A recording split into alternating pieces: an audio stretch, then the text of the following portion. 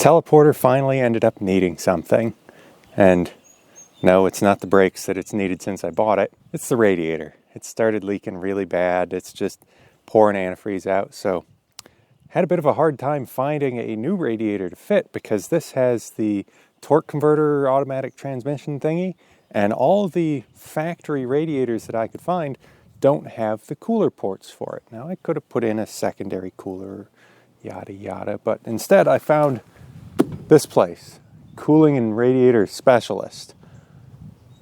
Yeah, I don't know about that English either. But anyways, it says they're passionate with performance tuning parts, so I don't know how many more horsepower this radiator is going to give the teleporter.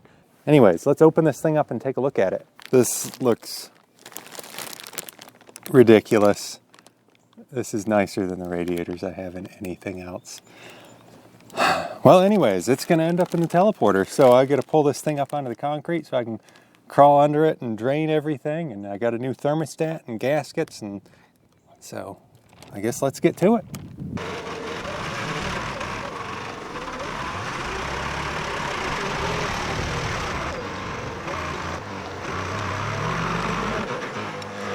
So this is our radiator up in here, and not entirely sure how it's held in. If it's held in for that matter, but I'm going to drain it. You can see it was leaking across the top tank here. It was just blowing antifreeze out underneath this cowl. So I'm hoping, based on what it looks like, I think I can just leave this cowl on, just slide the whole thing out and straight up. But let's see about blocking up our boom here somehow so that we're not in danger there. So we'll come back after we've got that blocked up.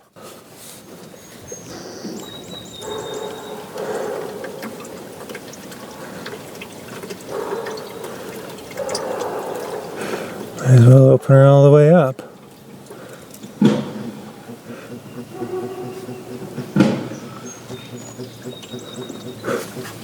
I can hear it buzzing where it's sucking through here. I'm going to pull the radiator cap so that it can drain. And I believe the only thing holding this on is one bolt approximately there on the bottom. So I've grabbed a smattering of wrenches. Okay, there's the bolt out. It's a little greasy, but that's all right. I can wipe that off. We got rags. Now, is that all that was holding it? Nope, there's one on the other side too. I couldn't feel that one. Let's go spelunking again. The only thing holding it on should be the lower radiator hose, which I disconnected from the engine, and our two cooler lines. That's moving. All right, now I gotta get a drain pan down under here so that all the oil that's in there doesn't drain onto the ground. So we'll do that and then pull those lines off. Tiffany helped me drain the transmission cooler line things, and with the look of the oil that's in there, we're gonna go ahead and drain that while we're at it too, because it looked pretty nasty, water contaminated, not good.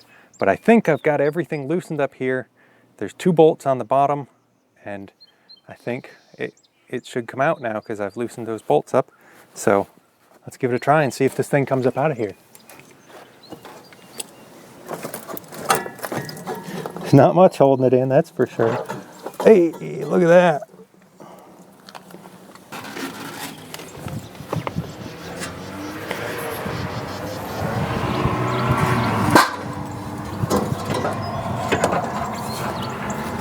All right, let's see if we can get this lower radiator hose on.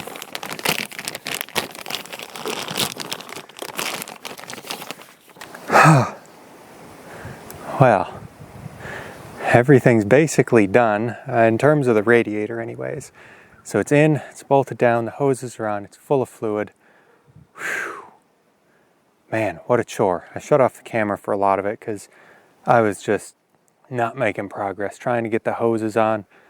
The new hoses were definitely a good call because the old ones had swelled up and were getting really soft, but the new hoses were not swelled up and were quite firm, being fresh new rubber, so they didn't fit so great.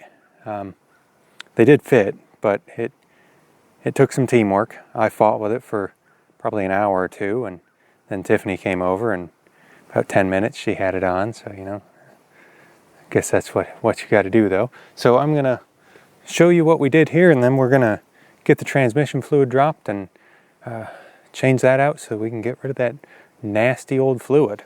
So radiator's in. Had to end up doing a fan shroud delete because this radiator is about an inch narrower, and so if I mounted the fan shroud to either side of the radiator, it hit the fan, which was not really ideal. But we've got our trans cooler lines down there connected. Radiator's bolted in nice and snug. I don't know that not having a fan shroud is going to help a whole lot or is going to hurt anything, because this fan is not doing much with this belt being so loose anyways. So good thing is we don't use this machine much. It's not run hard. You know, we tend to baby it. So I'm going to remove my blocking stick there just in case anything had happened, and probably go eat some lunch, and then we'll move on to the transmission. So down here under Sandy, we got a Napa Gold oil filter, a 1189. This cross-references to a Wix 51189. Basically, that's the only difference between Napa and Wix, is Wix puts a 5 in front of it, but that also crosses to a larger capacity filter, and there's plenty of room here in the teleporter, to a 51515 XP, which is a far better filter in terms of it uses a synthetic media instead of paper, and higher capacity, better flow, but still the same bypass valve, same silicone anti-drain back, all the good stuff of this filter, but better. So we're gonna pop one of those on there, but first we got to drain it, and I believe this is the drain plug. Oh, holy moly, that thing is tight.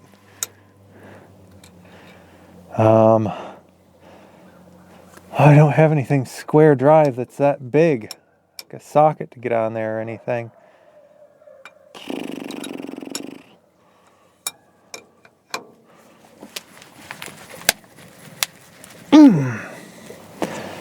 That's probably why it's so nasty looking, is because you can't get the thing loose to change it.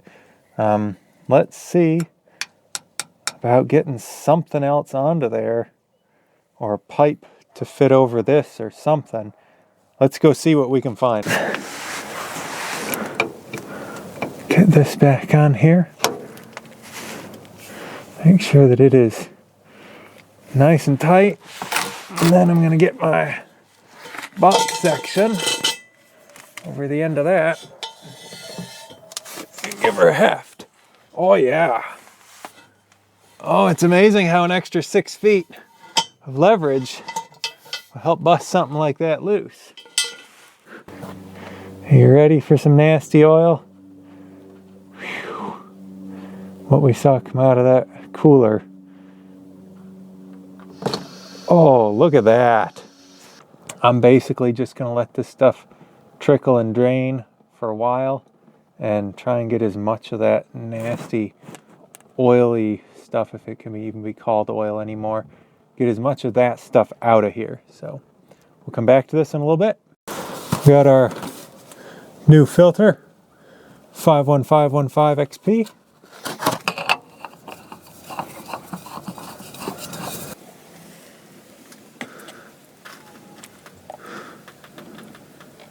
Now in theory, this thing should hold around 5 gallons. So I'm going to put a fair amount of this in and see how it looks.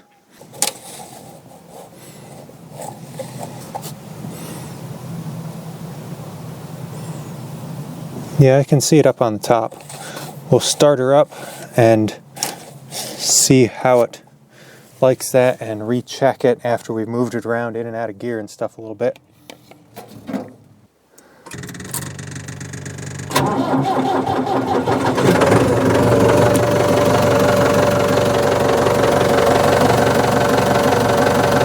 Fan looks happy so far.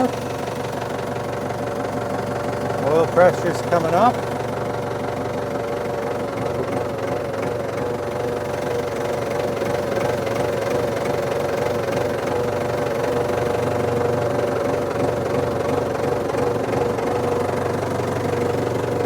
go for a little drive. Park brake off. And we'll put her in reverse. Hey, and we've got gears.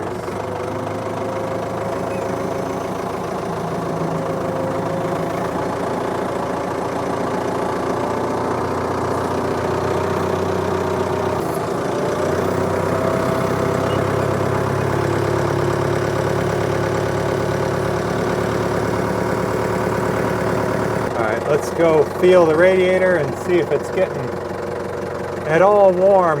Maybe our temperature gauge just doesn't work. That is very, very likely.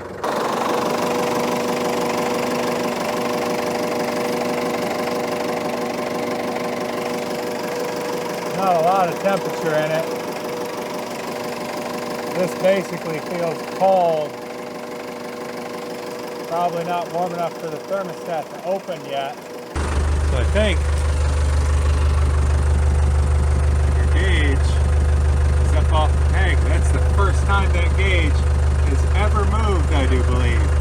So I'm going to continue letting it warm up and make sure the thermostat opens and we're getting good flow, and then we'll shut it off and let it all cool down and we're good to go. Here is where the temperature gauge ultimately came to rest once it was fully up to temperature. So this definitely helped us out. And one day I'll have to get to those brakes as well. But in the meantime, we know the teleporter is not overheating, it's running nice, and the transmission has fresh fluid in it. So thanks for watching. We'll see you in the next video.